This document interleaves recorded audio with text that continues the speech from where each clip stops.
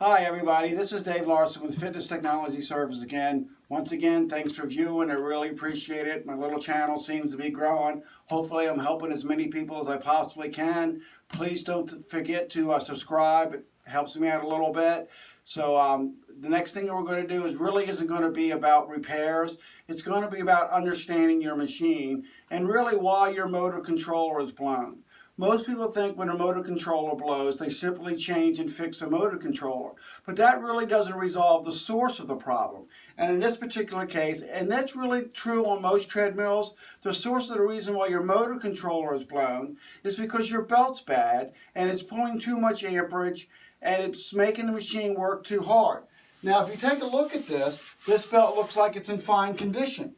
As a matter of fact, if you just roll it down a little bit right here like this, you can still see the SOE logo, clean, nice and easy to see, so you would think this is no problem. So you would call me up, order a controller, install the controller, 2 weeks later your controller's blown, and you'd say, well, I have a defective motor controller. Well, more than likely not, because you didn't fix the source of the problem in the first place. So what I'm going to do today is I'm just going to show you how to kind of identify this, what kind of amp readings you should have once you change the motor controller, because really the more efficiently that your machine is running, the better it's going to work and the less chance you have of the motor controller blowing. So at first glance, when you take a look at this looks fine, nice and smooth, doesn't have any footprints, doesn't look too worn down. But really where the problem is underneath this unit. So what you want to do is you want to feel the first 4 inches of the belt. So the first 4 inches of the belt should feel kind of rough, like a rayon kind of material. Then when you go a little further in, you'll feel that the belt has smoothened out. So once you feel the belt texture is different between the center of the belt and the first 4 to 6 inches of the belt, that means the belt is worn. Sort of like a bald spot on a car tire. It kind of works the same way. But in this case, this makes the machine work really hard, overheats your motor controller, and blows your motor controller. So if you find that you need to change your motor controller, once you do that, check your machine, make sure that your belt is working smoothly. So the first thing I'm going to do is I'm going to just turn it on, and I'm going to run this machine at 3 miles an hour. 3 miles an hour is one of the areas where the machine works its hardest. So when you look at your machine as far as efficiency goes, look at your gas mileage on your car. 30 miles an hour and under, even though you're going slow, you get a horrible gas mileage. Between 30 and 55, where you have a little inertia going by in the car, and in this case between 3.5 and 5.5, you have a little inertia going on the walking belt, so it doesn't absorb your whole load or the whole impact of the runner. So let's move this thing up to 3.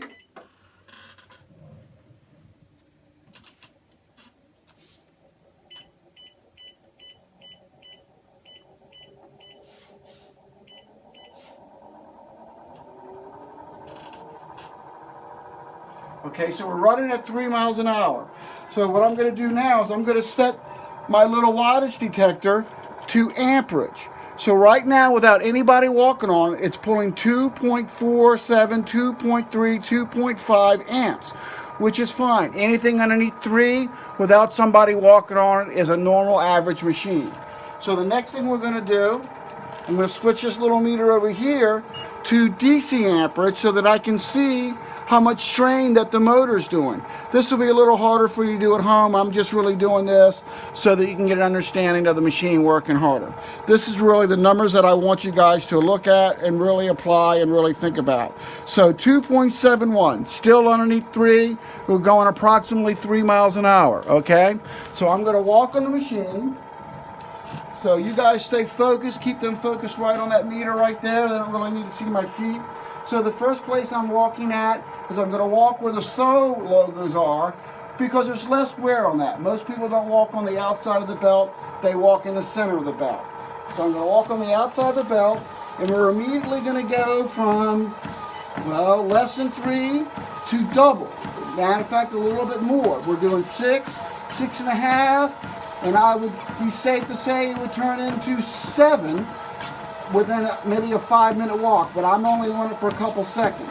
Next thing I'm going to do is I'm going to walk in the center where most people walk and run. Now look at that, 10 amps, 9 amps.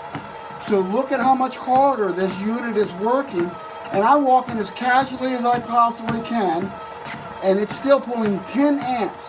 Average household circuit is 15.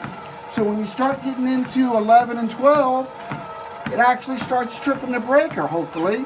If not, it blows your lower control. So I weigh approximately 190 pounds, so I'm going to get my son to walk on it. He's a little bit heavier than I am, a little bit younger, in a little bit better shape, and let's see how this thing reacts, all right? So that's it for me. Next is going to be Eric walking on it.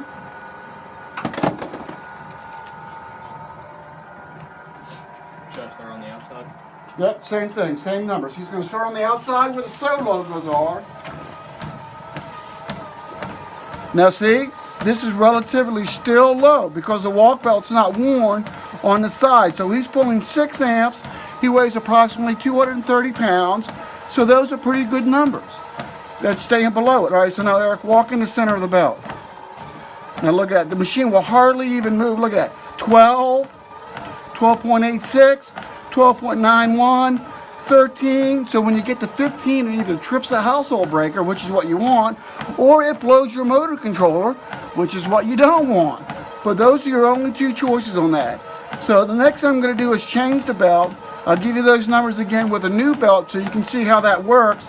But clearly this machine needs a new walking belt. It's pulling way too much amperage for 3 miles an hour. And Eric is probably walking on it at the most 1 minute. So that is way inefficient. This machine is working way too hard. So next thing I'm going to do, I'm going to change the belt. I'll do another video. But I just wanted to get you guys to understand why your motor control goes bad. It's rare that the unit goes bad for no reason. It worked really hard. It gets hot and cold. So usually if this is going bad, it's because of this walking belt right here. So when you buy a motor controller, be ready and check the unit, but be prepared to buy a walking belt also, all right? So that's really it for this. I'm trying to make it short, and hopefully that's informative, and I will get back with you guys as soon as I possibly can. All right, thank you and have a good day.